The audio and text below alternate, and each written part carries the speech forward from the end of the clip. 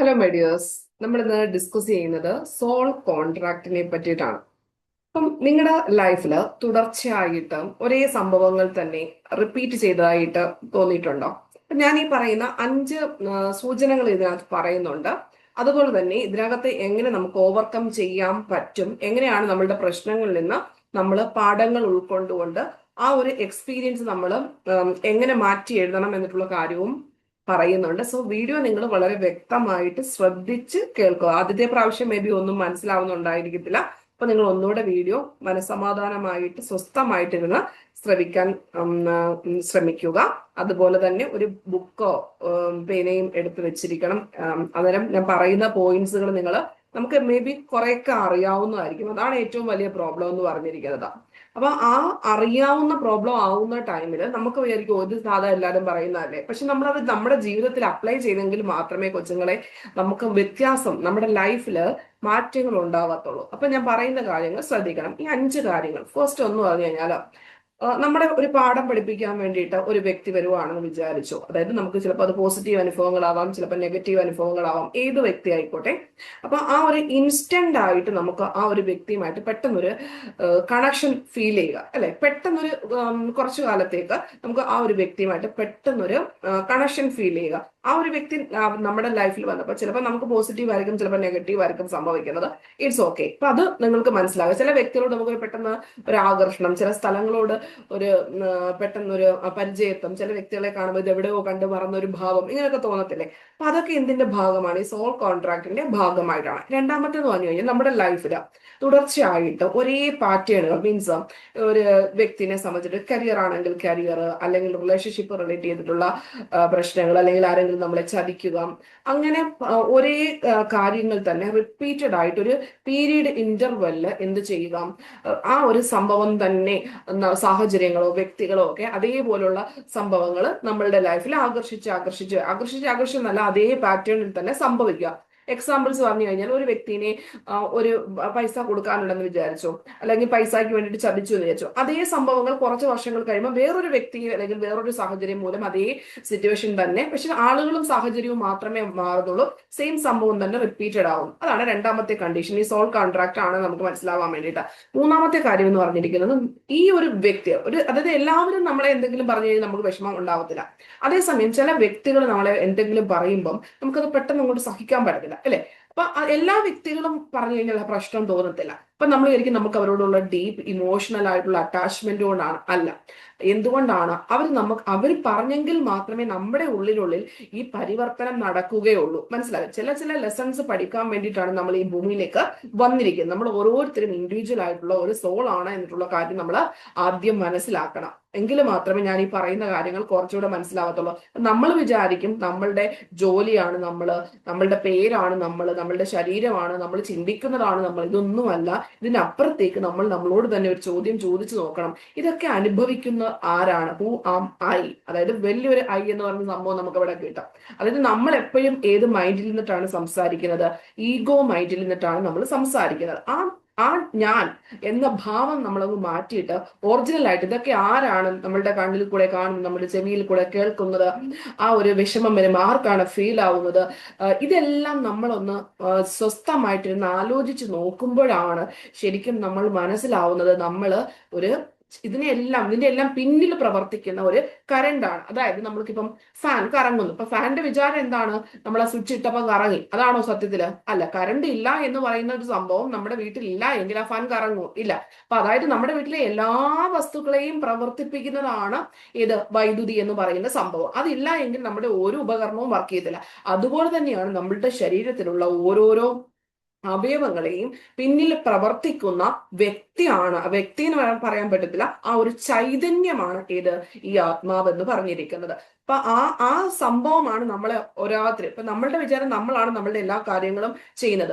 നമ്മളുടെ ഏതെങ്കിലും ഒരു പോർഷൻ ഒന്ന് അതായത് നമുക്ക് നേരെ ചൊവ്വേ ചിന്തിക്കാൻ പറ്റത്തില്ല എങ്കിൽ നമുക്ക് ഇവിടെ നിന്നിച്ച് അങ്ങോട്ടേക്ക് പോകാൻ പോലും പറ്റത്തില്ല. അപ്പൊ ഇതിന്റെ ഉള്ളിൽ പ്രവർത്തിക്കുന്ന 99% വർക്ക് ചെയ്യുന്നത് ആരാണ്? നമ്മൾ ഉറങ്ങുന്ന ടൈമിൽ നമ്മൾ ശ്വസിക്കുന്നില്ലേ? ഹൃദയത്തിലോ എല്ലാ കാര്യങ്ങളും ചെയ്യുന്നില്ല? ഇതെല്ലാ അവസ്ഥകളും നമ്മളുടെ ഡീപ് സ്ലീപ്പിലും സംഭവിക്കുന്നുണ്ട്. അപ്പൊ നമ്മളാണോ വല്ല കാര്യങ്ങളും ചെയ്യുന്നത്? പിന്നെ ഐച്ഛികമായിട്ടും അനൈച്ഛികമായിട്ടും മാനസികമായിട്ടും ഒക്കെ ചെയ്യുന്ന എല്ലാ പ്രവൃത്തികളും എന്താണ്, നമ്മളിൽ കൂടിയിട്ടൊരു ശക്തി പ്രവർത്തിക്കുന്നുണ്ട് എന്ന ഒരു കാര്യം നമ്മൾ ആദ്യമായി മനസ്സിലാക്കണം. അതുകൊണ്ടാണ് നമ്മൾ സറണ്ടർ ചെയ്യുക എന്ന് പറയുന്നത്, അല്ലെ? അപ്പൊ അതായത് നമ്മളൊരു ടൂളായിട്ട്, അതായത് ദൈവം എന്ന് പറയുന്ന ശക്തിക്ക് പ്രവർത്തിക്കാൻ പറ്റിയ ഒരു ടൂളാണ് നമ്മളുടെ ശരീരം, മനസ്സ് എന്നൊക്കെ പറഞ്ഞിരിക്കുന്നത്. അപ്പൊ ഈ പറഞ്ഞിരിക്കുന്നത് നമ്മൾ പല പല ജന്മങ്ങൾ എടുത്ത് നമ്മൾ ഈ ഒരു വേഷത്തില് നമ്മളിവിടെ എത്തി നിൽക്കുകയാണ്. എങ്കിലും പോലും നമ്മൾക്ക് പല പല ട്രിഗേഴ്സ് വരുന്നു. പല വ്യക്തികൾക്കും പല ലൈഫാണ്. എല്ലാവർക്കും ചിലർക്ക് സുഖമുണ്ട്, ചിലർക്ക് ദുഃഖമുണ്ട്, ചിലർക്ക് ഒരു മിശ്ര ടൈപ്പ് ആയിരിക്കും. ഇതെല്ലാം എന്താണ്, നമ്മൾ പല പല ജന്മങ്ങളിൽ നിന്ന് നമ്മൾ ആർജിച്ചെടുത്ത സ്വഭാവങ്ങളാണ്. ഇതെന്ന് പറഞ്ഞിരിക്കുന്നത് നമ്മളുടെ അതായത് നമ്മൾ മരിച്ചു പോകുന്ന ടൈമിൽ നമ്മൾക്ക് എന്ത് മാത്രമേ സംഭവിക്കുന്നുള്ളൂ, നമ്മളുടെ ഈ പറഞ്ഞിരിക്കുന്ന കോൺഷ്യസ് മൈൻഡും ബോധമുള്ള ഈ ശരീരവും മാത്രമേ പോകുന്നുള്ളൂ. പക്ഷേ നമ്മളുടെ ഉള്ളിലുള്ള നമുക്ക് ആരോടെങ്കിലും ഇമോഷണൽ ആയിട്ട് നമ്മൾ ഹോൾഡ് ചെയ്യുന്ന സംഭവങ്ങളൊക്കെ നമ്മളുടെ ബാക്കിയുള്ള ഇതിനോടൊപ്പം തന്നെ നെക്സ്റ്റ് ജന്മത്തിലേക്ക് അതും കൂടെ ചേർത്തിട്ടാണ് നമ്മൾ അന്ന് ജനിക്കുന്നത്. അതുകൊണ്ടാണ് ചില ആൾക്കാർ ജനിക്കുന്ന ടൈമിൽ ആ പ്രശ്നം ഉണ്ടാകുന്നു, ഈ പ്രശ്നം ഉണ്ടാകുന്നു എന്നൊക്കെ പറയുന്നതിന്റെ റീസൺ എന്താണത്, അത് പാസ്റ്റിൽ നമ്മൾ ക്യാരി ചെയ്തുകൊണ്ടുവരുന്ന പല കാര്യങ്ങളാണെന്നിട്ടുള്ള ഒരു ബോധത്തിൽ നമ്മൾ ജീവിച്ചു കഴിഞ്ഞാൽ ഈ ജീവിതം എന്തുകൊണ്ടാണ് എനിക്ക് ഈ പ്രശ്നങ്ങൾ ഉണ്ടാകുന്നത് എന്നിട്ടുള്ള ഒരു കുറച്ച് ബോധ്യം നമ്മൾക്കുണ്ടാവും. മനസ്സിലാവുന്നുണ്ടോ? കുറച്ചെങ്കിലും. Okay, it's okay. അപ്പം അത് നമ്മളിപ്പോ രണ്ടാമത്തെ കാര്യങ്ങൾ വരെ പറഞ്ഞു, അതായത് മൂന്നാമത്തെ കാര്യങ്ങൾ വരെ പറഞ്ഞു. ഒന്നുകൂടെ ഞാൻ പറയാം. ഇൻസ്റ്റന്റ് ആയിട്ട് ഒരു വ്യക്തിനോട് നമുക്ക് എന്തെങ്കിലും കണക്ഷൻസ് തോന്നും, അത് ആ വ്യക്തി നമ്മുടെ ലൈഫിലേക്ക് വന്നതിന് ശേഷം പോസിറ്റീവായിട്ടോ നെഗറ്റീവായിട്ടോ എന്തെങ്കിലും സംഭവിക്കും. ദെൻ അടുത്തത് റിപ്പീറ്റിംഗ് ആയിട്ടുള്ള പാറ്റേൺസ്. ചില വ്യക്തികൾ നമ്മളെ ചതിക്കും, അല്ലെങ്കിൽ നമ്മളെ ജോലി നഷ്ടപ്പെടും, അല്ലെങ്കിൽ സാമ്പത്തികമായിട്ട് എന്തെങ്കിലും പ്രശ്നം വരും, അല്ലെങ്കിൽ റിലേഷൻഷിപ്പ് റിലേറ്റ് ചെയ്തിട്ടുള്ള പ്രശ്നങ്ങൾ വരും. ചിലർ കല്യാണം ഒക്കെ ഉള്ള കാര്യങ്ങളൊക്കെ നിങ്ങൾ അതൊക്കെ നിങ്ങൾ ജസ്റ്റ് ഒന്ന് നിങ്ങളുടെ ചുറ്റുമുള്ളവരിലോ നിങ്ങളിലോ ഒക്കെ ഒന്ന് നോക്കിക്കഴിഞ്ഞാൽ മനസ്സിലാവും എല്ലാവർക്കും ഈ ഒരു പാറ്റേൺസ് റിപ്പീറ്റഡ് ആവുന്നുണ്ട്. ഇനി അടുത്തതെന്ന് പറഞ്ഞു കഴിഞ്ഞാൽ നിങ്ങൾക്ക് വിചാരിക്കും ഇങ്ങനൊന്നും എനിക്ക് ജീവിച്ചാൽ പോരാ, എന്തായാലും എനിക്കൊരു മാറ്റം ഉണ്ടാവണം, ഈ ഒരു അവസ്ഥയിൽ നിന്ന് എനിക്ക് മോചനം ഉണ്ടാവണം. ഇതാണ് നാലാമത്തേന്ന് പറഞ്ഞിരിക്കുന്നത്. അഞ്ചാമത്തേതെന്ന് പറഞ്ഞു കഴിഞ്ഞാൽ ഇപ്പൊ ഈ ഒരു ലെസൺ പഠിച്ചതിന് ശേഷം നമുക്ക്, അതായത് എന്താണ് ഈ ഒരു എക്സ്പീരിയൻസ് കൊണ്ട് നമ്മൾ മനസ്സിലാക്കിയത്, ആ സംഭവം നമ്മൾക്ക് മനസ്സിലാവുന്നിടം വരെ നമ്മൾ മാറി ചിന്തിക്കുന്നിടം വരെ എന്ത് ചെയ്തുകൊണ്ടേയിരിക്കും, ഈ പാറ്റേൺസ് ഇങ്ങനെ റിപ്പീറ്റഡ് ആയിട്ട് വന്നുകൊണ്ടിരിക്കും. നമ്മൾ അതിനിടയിൽ താൽക്കാലികമായിട്ട് പല പല കാര്യങ്ങളും പൂജയും മന്ത്രവും ജപവും ഒക്കെ ചെയ്തെന്ന് പറഞ്ഞാലും ഇതൊക്കെ താൽക്കാലികമായിട്ടൊന്ന് മാറി വരുന്നാലും കുറച്ച് വർഷങ്ങൾക്ക് ശേഷം വീണ്ടും ഇത് സംഭവം തന്നെ റിപ്പീറ്റഡ് ആയിട്ട് വരും. അപ്പൊ എന്ത് ചെയ്യണം എന്ന് ചോദിച്ചു കഴിഞ്ഞാൽ ഇപ്പൊ നിങ്ങളൊന്ന് ആലോചിച്ച് നോക്കാം. ഞാൻ ഈ പറഞ്ഞ 5 കാര്യങ്ങൾക്കകത്ത് ഏതെങ്കിലും നിങ്ങൾ ആയിട്ട് നിങ്ങളുടെ ലൈഫുമായിട്ട് കമ്പയർ ചെയ്യാൻ സാധിക്കുന്നുണ്ടെങ്കിൽ അത് നിങ്ങൾ താഴെ കമന്റ് ചെയ്യണം. ഇനി ഞാൻ ഇതുമായിട്ട് ബന്ധപ്പെട്ട് ഇതിനെ ഓവർകം ചെയ്യാൻ വേണ്ടിയിട്ടുള്ള കാര്യങ്ങളാണ് നമ്മൾ പറയാൻ പോകുന്നത്. അപ്പൊ ഇതിപ്പോ നിങ്ങൾ വിചാരിക്കുന്നത് എന്നാലും അവരെനിക്ക് ആ സ്വത്ത് തന്നില്ലല്ലോ, എന്തുകൊണ്ടാണ്, ഞാൻ അവരോട് എന്ത് തെറ്റ് ചെയ്തിട്ടാണ് അവരെന്നെ ഇത്ര സ്നേഹിക്കാത്തത്, ഞാൻ എന്ത് തെറ്റ് ചെയ്തിട്ടാണ് എന്നെ മാത്രം ഇങ്ങനെ കുറ്റപ്പെടുത്തുന്നത്, അല്ലെങ്കിൽ നമ്മളുടെ ഉള്ളിൽ നമ്മളെയൊക്കെ വലിച്ചു കീറി നമ്മുടെ ഒറിജിനൽ സ്വഭാവം പുറത്തു വരത്തക്ക രീതിയിലായിരിക്കും ഈ ഒരു വ്യക്തിയോ 2 വ്യക്തിയോ നമ്മൾക്ക് തരുന്ന ട്രിഗർ എന്ന് പറഞ്ഞത്. അത് നമ്മൾ ഏറ്റവും സ്നേഹിക്കുന്ന വ്യക്തികളായിരിക്കും ഈ ചെയ്യുന്നതും എന്ന് പറയുന്നത്. മനസ്സിലാവുന്നുണ്ടോ? അപ്പോൾ നമുക്കിത് ചിലപ്പം പല വ്യക്തികളോടും ചിലപ്പം തുറന്നു പറയാൻ പറ്റില്ല. അപ്പൊ നമ്മൾ വിചാരിക്കും ഇത് നമ്മളുടെ പ്രശ്നം കൊണ്ടാണ്, ഇനി എന്തു കാര്യം കൊണ്ടാണ്, ഞാൻ എന്തുകൊണ്ടാണ്, വൈ മീ എന്നുള്ള കാര്യമാണ് നമ്മൾ എപ്പോഴും ഇങ്ങനെ ചിന്തിച്ചുകൊണ്ടിരിക്കുന്നത്, അല്ലെ? പക്ഷേ അപ്പൊ നമ്മൾ മനസ്സിലാക്കണം, ഈ വീഡിയോ നിങ്ങളുടെ മുമ്പിൽ എത്തിയിട്ടുണ്ടെങ്കിൽ തികച്ചും നിങ്ങൾ ശരിക്കും ലക്കിയാണെന്ന് പറയും. കാര്യം ഇപ്പം മുതൽ നിങ്ങളുടെ ലൈഫിൽ പരിവർത്തനം സംഭവിക്കാൻ പോകും. നിങ്ങൾ കറക്റ്റ് ആയിട്ട് ഞാൻ പറയുന്നത് പോലെ വർക്ക് ചെയ്യുവാണ് എന്നിട്ടുണ്ടെങ്കിൽ. അപ്പൊ അതായത് എന്തുകൊണ്ട് എനിക്കിത് സംഭവിച്ചു എന്ന് നമ്മൾ ചിന്തിച്ചുകൊണ്ടിരുന്നു കഴിഞ്ഞാൽ ഒരു കാര്യവും നമ്മുടെ ലൈഫിൽ മാറ്റം ഉണ്ടാവാൻ പോകുന്നില്ല. നമ്മൾക്ക് ട്രാൻസ്ഫോം ചെയ്യണമെങ്കിൽ ഈ അനുഭവം എന്നെ എന്താ സംഭവം പഠിപ്പിക്കാൻ വന്നതാണ്, ആ ബോധ്യത്തിലേക്ക് നമ്മൾ എത്തുമ്പോഴത്തേക്ക് ഒരു 3-4 വർഷം എടുക്കും എന്റെ കൊച്ചുങ്ങളെ. അപ്പൊ എന്ത് ചെയ്യണം? അപ്പൊ ഈ പറയുന്ന സംഭവത്തിലേക്ക് എന്ത് ചെയ്യണം, എന്തുകൊണ്ടാണ് എനിക്ക് സംഭവിച്ചതെന്ന് പറയണം. ഈ പറയുന്ന അനുഭവം ഞാൻ എന്തു പഠിക്കാൻ വേണ്ടിയാണ്, ആ ലെസൺ നമ്മൾക്ക് പഠിപ്പിക്കുന്നിടം വരെ ഈ പ്രോബ്ലംസ് ഇങ്ങനെ റിപ്പീറ്റഡ് ആകും. മനസ്സിലാവുന്നുണ്ടോ പറഞ്ഞത്? ഇപ്പൊ നിങ്ങളെ സംബന്ധിച്ചിട്ട് നിങ്ങൾക്ക് കരിയർ ഇഷ്യൂ ആണ്, ഇപ്പം മേ ബി നിങ്ങളുടെ ഇഷ്യൂ കൊണ്ടായിരിക്കത്തില്ല നിങ്ങളുടെ സഹപ്രവർത്തകരൊക്കെ നിങ്ങളെ ഇട്ടിട്ട് പോകുന്നത്. അപ്പൊ നമ്മൾ വിചാരിക്കും ദൈവമേ എനിക്ക് എന്താണ് പ്രശ്നം, എന്നെ ഇവരെ അക്സെപ്റ്റ് ചെയ്യുന്നില്ലല്ലോ, എന്തുകൊണ്ടാണ് ഇങ്ങനെ ചെയ്യുന്നത്, നമുക്ക് കഴിവില്ലാഞ്ഞിട്ടാണോ, നമുക്ക് കഴിവുണ്ടെല്ലാം ഉണ്ട്. അപ്പൊ അതായത് നമ്മൾക്ക് സ്വന്തമായിട്ട് നിന്നാലും നമ്മൾക്ക് ഉയരാൻ പറ്റും എന്ന് പറയുന്ന ബോധ്യം നമ്മളിൽ ഉയർത്താൻ വേണ്ടിയിട്ടാണ് ആ പറയുന്ന സിറ്റുവേഷൻസ് വീണ്ടും നമ്മുടെ ലൈഫിലേക്ക് ആകർഷിക്കുന്നത്. ഇനിയിപ്പം ഒരു സ്വത്ത് റിലേറ്റ് ചെയ്തിട്ട് ഉള്ള റിലേഷൻ ആണെന്ന് വിചാരിച്ചോ, ആ പ്രശ്നമാണ് നമ്മളെ വീണ്ടും വീണ്ടും ബാധിക്കുന്നത്. അതായത് നമ്മൾക്ക് എന്ത് സംഭവിക്കാന്നാണ്, അതായത് നമ്മൾക്ക് വലിയ ഇതൊന്നുമല്ല എൻ്റെ ആത്മാവിന്റെ ഒറിജിനാലിറ്റി. അതായത് ഞാൻ ഇവരോട് ക്ഷമിച്ചു കൊടുക്കേണ്ടതാണ്. ക്ഷമ എന്ന് പറഞ്ഞ് ചിലപ്പം ആ ഒരു സംഭവത്തിനെ നമുക്ക് പഠിപ്പിക്കാൻ വേണ്ടിയിട്ടായിരിക്കും. ചില റിലേഷൻഷിപ്പിനകത്ത് പ്രശ്നം ഉണ്ടാകുന്നതാണ് ആ ബൗണ്ടറി കൃത്യമായിട്ട് സെറ്റ് ചെയ്യാൻ വേണ്ടി. അതായത് നമ്മളുടെ ഇമോഷണൽ ബൗണ്ടറിയിലേക്ക് ആരെയും നമ്മളകത്തേക്ക് കയറ്റി വിടാതിരിക്കാൻ വേണ്ടി ശ്രദ്ധിക്കും. ഇതെല്ലാം ഓരോരോ ലൈഫിലെ ലെസൺസ് ആണ് അല്ലെ. ഓരോ വ്യക്തികളെ നിർത്തേണ്ട അടുത്ത് നിർത്തുക. അതായത് സാമ്പത്തികമായിട്ടുള്ള കാര്യങ്ങളായാലും എന്ത് സംഭവമാണ് എങ്കിലും നമ്മൾ എല്ലാത്തിനകത്തും ഇവിടെ ഒരു ബൗണ്ടറി വെച്ചിരിക്കുക. നോ പറയേണ്ട അടുത്ത് നോ പറയാൻ പഠിക്കുക. അതായത് എപ്പോഴും നമ്മൾ പീപ്പിൾ പ്ലീസിങ് മെന്റാലിറ്റി കൊണ്ടൊക്കെ ജീവിച്ചു കഴിഞ്ഞാൽ അതൊക്കെ നമ്മളുടെ ആത്മാവിന് വളരാൻ പറ്റത്തില്ല അല്ലെ. ആത്മാവിന് പല പല കാര്യങ്ങൾ പഠിക്കേണ്ടതായിട്ടുണ്ട്. അപ്പൊ അതൊക്കെ ശരിയാക്കാൻ വേണ്ടിയിട്ടാണ് നമ്മൾക്ക് ഈ ഓരോരോ അനുഭവങ്ങളായിട്ട് നമ്മുടെ ലൈഫിലേക്ക് കൊണ്ടുവരുന്നത്. അപ്പൊ നിങ്ങൾ ആ പറയുന്ന അനുഭവം നിങ്ങൾ ജസ്റ്റ് കുറെ അധികം ചിന്തിക്കണം. ഇതൊന്നും വലിയ പ്രശ്നങ്ങൾക്കിടയിൽ ഇരുന്ന് പറയുന്ന സമയത്ത് നമുക്ക് ഇതൊന്നും ചിന്തിക്കാൻ പറ്റത്തില്ല. അപ്പം പക്ഷെ നമ്മൾ കുറച്ച് സമയം സൈലൻസ് മോഡിൽ ഇരുന്നിട്ട് എന്ത് ചെയ്യുക, എന്തുകൊണ്ടാണ് ഞാൻ എന്നതിന് പകരം എന്ത് എന്ത് എന്ത് കാര്യം എന്നെ പഠിപ്പിക്കാൻ വേണ്ടിയിട്ടാണ് ഈ കാര്യം വന്നിരിക്കുന്നത് എന്ന കാര്യം നമ്മൾ ചോദിച്ച് മനസ്സിലാക്കി ചോദിക്കണം. അല്ലെങ്കിൽ നമ്മൾ വീണ്ടും വീണ്ടും വീണ്ടും ഈ സബ് കോൺഷ്യസ് മൈൻഡിനോട് നമ്മൾ പിന്നെ രാത്രി കിടക്കുന്നതിന് മുമ്പ് ജസ്റ്റ് ചോദിച്ചാൽ ഇതെന്താണ്, എന്ത് അനുഭവമാണ് നമുക്ക് മനസ്സിലാക്കാൻ വേണ്ടിയിട്ടാണ് ഈ ഒരു പ്രശ്നം എനിക്കിപ്പോ കറണ്ട്ലി വന്നിരിക്കുന്നത്. അപ്പൊ അത് നമ്മൾ ചോദിച്ചു ഒന്നുകിൽ നമുക്കൊരു വീഡിയോ വഴിയിട്ടോ അല്ലെങ്കിൽ പിന്നെ ആരെങ്കിലും പറയുന്നതായിട്ടോ എന്തെങ്കിലും നമുക്കൊരു ഇൻഫർമേഷൻ കിട്ടും, അല്ലെങ്കിൽ ഒരു സ്വപ്നം മൂലമോ നമുക്ക് കിട്ടും. ഇത് മൂലമാണ് നിനക്ക് ഈ പ്രശ്നം വന്നിരിക്കുന്നത്. അവിടെ നമ്മൾ ക്ലിയർ ആക്കി കഴിഞ്ഞാൽ നമ്മൾ ആ പ്രശ്നം സോൾവ് ആയി. മനസ്സിലായോ? പിന്നെ ഒരു കാര്യം നിങ്ങൾക്ക്, നമ്മൾ ഒരിക്കലും വിക്ടിം മെന്റാലിറ്റിയിൽ ജീവിക്കരുത്. കാര്യം അയ്യോ ഒന്ന് എനിക്ക് സംഭവിച്ചു പോയല്ലോ, എനിക്ക് സംഭവിച്ചു പോയല്ലോ, ഇനി ഞാൻ എന്തോ ചെയ്യാൻ പറ്റും, കരഞ്ഞു പോയി വിളിച്ചരുത്. നമ്മൾ എന്തെടുക്കുക, അതിന്റെ റെസ്പോൺസിബിലിറ്റി, നമ്മുടെ ലൈഫിന്റെ ഉത്തരവാദിത്വം നമ്മൾക്കാണ് എന്നിട്ടുള്ള ബോധ്യത്തിൽ നമ്മൾ ജീവിക്കാൻ തുടങ്ങുക. അതായത് കോൺഫിഡൻസ് എന്ന് പറഞ്ഞ സംഭവം നമ്മൾ എന്ത് ചെയ്യണം, ബൂസ്റ്റ് ചെയ്യണം. അതായത് നമുക്ക് ഈ വികാരങ്ങളൊക്കെ ഇരുന്ന് കഴിഞ്ഞാൽ ഓൾറെഡി നമ്മളുടെ ഈ എനർജി ബോഡീസിനകത്തുള്ള പല കാര്യങ്ങളും ബ്ലോക്ക് ആയിട്ട് പോകും. അതുകൊണ്ടാണ് പലപ്പോഴും എന്തെങ്കിലും ഒരു റിലേഷൻഷിപ്പ് പ്രശ്നം ഉണ്ടായി കഴിയുമ്പോൾ പെട്ടെന്ന് കരിയർ ഇഷ്യൂസ് വരുന്നു. കരിയർ ഇഷ്യൂസ് വരുമ്പോൾ ഓട്ടോമാറ്റിക്കലി തന്നെ സാമ്പത്തികമായിട്ടുള്ള പ്രശ്നങ്ങൾ വരുന്നു. അപ്പൊ ഇതെല്ലാം കണക്റ്റഡ് ആണ് അല്ലെ. അപ്പൊ ഈ ഇമോഷനെ നമുക്ക് വ്യക്തമായിട്ട് ഹാൻഡിൽ ചെയ്യാൻ പറ്റാത്തത് കൊണ്ടാണ് ലൈഫ് ഒരു ട്രാജഡി ലെവലിലേക്കൊക്കെ പോകുന്നതിനുള്ള റീസൺ എന്ന് പറഞ്ഞിരിക്കുന്നത്. അപ്പം ഇവിടെ വെച്ച് നമുക്ക് കുറച്ച് കാര്യങ്ങൾ മനസ്സിലാക്കണം. മനസ്സിലാവുന്ന കാര്യങ്ങൾ നമ്മുടെ ലൈഫിൽ ഓരോ നിമിഷവും നമ്മൾ അപ്ലൈ ചെയ്ത് എങ്കിൽ മാത്രമേ നമുക്ക് സുരക്ഷിതമായിട്ട് മുന്നോട്ട് പോകാൻ പറ്റത്തുള്ളൂ.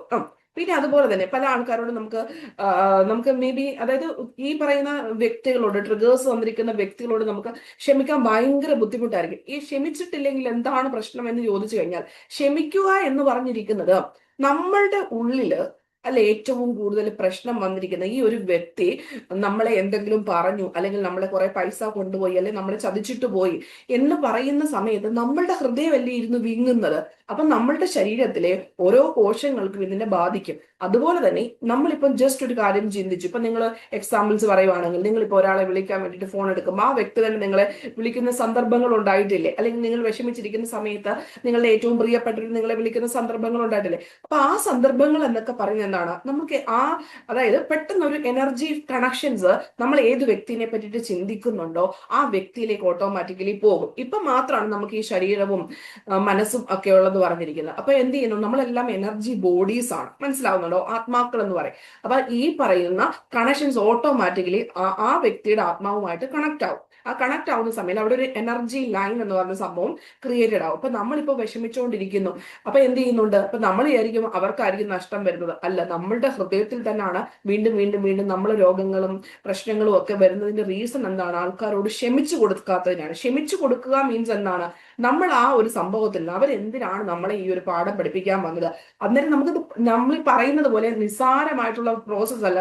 ഈ ഒരു പ്രോസസ്സിനകത്തോട്ട് എത്തുമ്പോഴത്തേക്ക് ഏറ്റവും വൃത്തികെട്ട പ്രോസസ്സാണ് ഈ ഫോർഗീവ്നെസ് എന്ന് പറഞ്ഞിരിക്കുന്നത്. അതായത് കാരണം നമ്മളെ മേ ബി അവർ കുറെ ആൾക്കാരെ ഉപയോഗിച്ച് അപമാനിച്ചായിരിക്കും, നമ്മളൊന്നും കൊടുക്കത്തില്ലെന്ന് പറയുന്നതായിരിക്കാം. ഇങ്ങനെ പല പല പ്രശ്നങ്ങൾ വരുമ്പോൾ നമുക്ക് ഒരിക്കലും ആ വ്യക്തിനോടോ അല്ലെങ്കിൽ ആ കുടുംബത്തോടോ ഒന്നും എന്ത് ചെയ്യാൻ പറ്റത്തില്ല, ഫോർഗീവ് ചെയ്യാൻ പറ്റത്തില്ല. അപ്പൊ എന്ത് ചെയ്യണം, പക്ഷെ നമ്മൾ ഒരു കാര്യം മനസ്സിലാക്കുക, നമ്മളുടെ ആത്മാവിന് ഉയരണമെങ്കിൽ, നമ്മുടെ ആത്മാവിന് വളർച്ച ഉണ്ടെങ്കിൽ മാത്രമേ നമുക്ക് ഭൗതികമായിട്ടായാലും പിന്നെ സ്പിരിച്വൽ ലെവലിലായാലും വളരാൻ സാധിക്കത്തുള്ളൂ. അപ്പൊ എന്ത് ചെയ്യണം, ഈ ഒരു ഇമോഷൻ നമ്മൾ ആ വ്യക്തിനോട്ട് കൊടുക്കുമ്പോൾ നമ്മുടെ പവർ മൊത്തം എങ്ങോട്ട് പോവുകയാണ്, അവരെ പറ്റിയിട്ട് ചിന്തിക്കാൻ വേണ്ടിയിട്ട് ഇങ്ങനെ പൊക്കോട്ടിരിക്കും. നമ്മളുടെ ഡെയിലി ലൈഫിൽ വേണ്ട കാര്യങ്ങൾക്ക് നമ്മളുടെ പവർ ഇൻവെസ്റ്റ് ചെയ്യാൻ പറ്റത്തില്ല. അപ്പൊ അതുകൊണ്ട് മാത്രമാണ് നമ്മൾ ഇവരോട് ക്ഷമിച്ചു കൊടുക്കണം എന്ന് പറയുന്നത്. അപ്പൊ ക്ഷമിച്ചു കൊടുത്തതിനു ശേഷം നമ്മളുടെ ഫുൾ എനർജീസിനെയും പഴയതുപോലെ തന്നെ അവരിൽ നിന്ന് നമ്മളിങ്ങനെ വിഡ്രോ ചെയ്തെടുത്ത് നമ്മളുടെ എനർജി സിസ്റ്റത്തിനെ തന്നെ അപ്ഗ്രേഡ് ചെയ്യാൻ വേണ്ടിയിട്ട് യൂസ് ചെയ്യുക. ഇനി അതുപോലെ തന്നെ ഒരു വ്യക്തി മൂലവും, അതായത് ചില വ്യക്തികൾ ചിലപ്പോൾ നിങ്ങളോട് പറയും നിങ്ങൾക്ക് നീ എന്തായാലും ഉയരത്തില്ല, അല്ലെങ്കിൽ ചില ആൾക്കാർ ശപിക്കരുത്. നമ്മുടെ മനസ്സിനെ നമ്മൾ പഠിപ്പിച്ചു വെക്കുക എന്ത്, നമ്മളാണ് നമ്മളുടെ ബൗണ്ടറി നിശ്ചയിക്കുന്നത്, അല്ലെങ്കിൽ നമ്മളാണ് നമ്മുടെ വാല്യൂ നിശ്ചയിക്കുന്നത്. അല്ലാതെ ആ വ്യക്തിയുടെ ചിന്തയല്ല ഒരിക്കലും എന്റെ കാര്യം തീരുമാനിക്കുന്നത് എന്നത് നിങ്ങളുടെ മനസ്സിനെ നിങ്ങൾ വീണ്ടും വീണ്ടും അഫർമേഷൻ ചെയ്ത് ഒക്കെ പറഞ്ഞ് പഠിപ്പിക്കുക. അല്ലാതെ ആ വ്യക്തിയല്ല ഒരിക്കലും നിങ്ങളെ എന്ത് ചെയ്യുന്നത്, നിങ്ങളുടെ കാര്യങ്ങൾ തീരുമാനിക്കുന്നതോ അല്ലെങ്കിൽ നിങ്ങൾക്ക് വേണ്ട കാര്യങ്ങൾ ചെയ്തു തരുന്നോ ഒന്നുമല്ല. അത് അവരുടെ ലിമിറ്റിംഗ് ബിലീഫാണ് അവർ പറയുന്നത്.